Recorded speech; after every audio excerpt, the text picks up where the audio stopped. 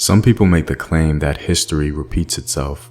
Looking at current events in the country of Burkina Faso, it's hard to deny the truth in that statement. Perhaps the most popular historical figure coming out of Burkina Faso was Thomas Sankara, a revolutionary Pan-Africanist leader and eventual president of the country. In many ways, he revolutionized Burkina Faso, giving it its very name. With the rise of Ibrahim Traoré, some say he's Sankara Incarnate.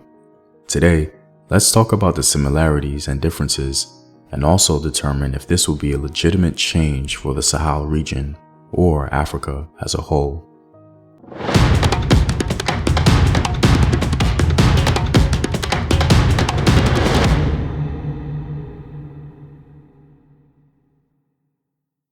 What up, African world? It's Somsim here, and welcome back to another video of African history, culture, and worldview. By supporting this channel on Patreon, you're helping in the creation of these videos and contributing to this content.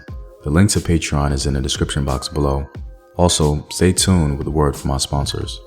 Have you ever wanted to learn an African language? If so, keep watching. There are many ways to connect to different African cultures.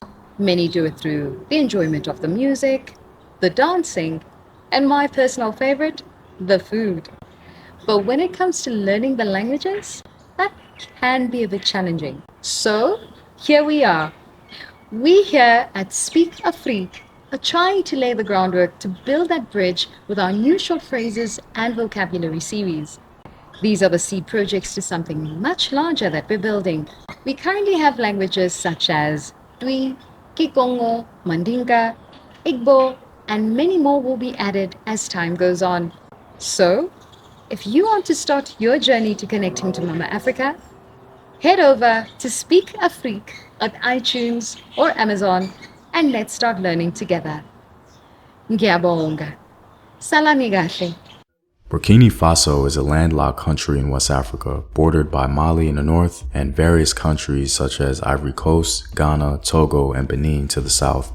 Burkina Faso is also associated with the Sahel region. It used to be called Upper Volta by colonial powers, the French establishing themselves on May 20th, 1919. After colonialism officially ended, the French, as did many other European powers, managed to control their former colonies in the form of what some may call neo-colonialism. I think the term, as defined by Kwame Nkrumah, is a great distillation and will help us understand the current situation in Burkina Faso today. Here's what Kwame Nkrumah has to say. Imperialism claims that it is giving independence to its former subjects, to be followed by aid for their development. Under cover of such phrases, however, it devises innumerable ways to accomplish objectives formerly achieved by naked colonialism. It is this sum total of these modern attempts to perpetuate colonialism while at the same time talking about freedom, which has come to be known as neo-colonialism. Now, before the rise of Ibrahim Traoré, the country of Burkina Faso was fighting against extremist Muslim groups who had taken over sizable portions of the country. France was providing aid to help fight the jihadists. It's interesting how this current event parallels with the past. Though there are many Muslims in Burkina Faso today, the region, in particular the Maasai area of Burkina Faso, have been resisting Islam since the Songhai Empire. Askia Mohammed Touré, the Songhai ruler of the 15th century, gave the Maasai ruler an ultimatum: accept Islam or destruction. The Maasai king responded saying, and I quote, "Between us, there will be only war and combat." Neither did Askia Mohammed succeed in incorporating Maasai territories into Songhai. Instead, Songhai's hostilities strengthened the Maasai resolve to resist Islam, which for them, as the oral history carefully highlights, was inferior to the belief in Maasai ancestral spirits. Ibrahim Traoré was a captain in the army of Burkina Faso. He came to power because he and his supporters said that former leader Paul Damiba was not properly addressing the security issue with the Muslim extremists. Because of this failure, Captain Ibrahim Traoré has taken over the government and vowed to take out the jihadists. But his leadership is far more stratified than that, leading some to compare him with the legendary Thomas Sankara. So why do some call Traoré Sankara Incarnate? Well, they both rose to power in their 30s, which is very young, and they both led a successful coup. But perhaps the most salient similarity is how Traoré clearly took inspiration from Sankara in his address to the world at the Russia-Africa Summit, a summit where 49 African countries participated. Consider the following. In his speech to the General Assembly of the United Nations in October 4th, 1984, Thomas Sankara said the following: "The slave who will not shoulder responsibility to rebel does not deserve pity." Ibrahim Traoré at the Russia-Africa Summit said something very similar. Slavery continues to impose itself on us. Our predecessors taught us one thing: a slave who cannot assume his own revolt does not deserve to be pitied. Thomas Sankara, in his closing remarks, said, "Homeland or death, we will win."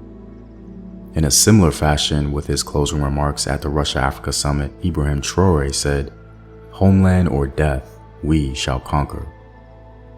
Ibrahim Traoré is making it very clear that he is keenly aware of their history and is trying to take positive models from the past to inform the future.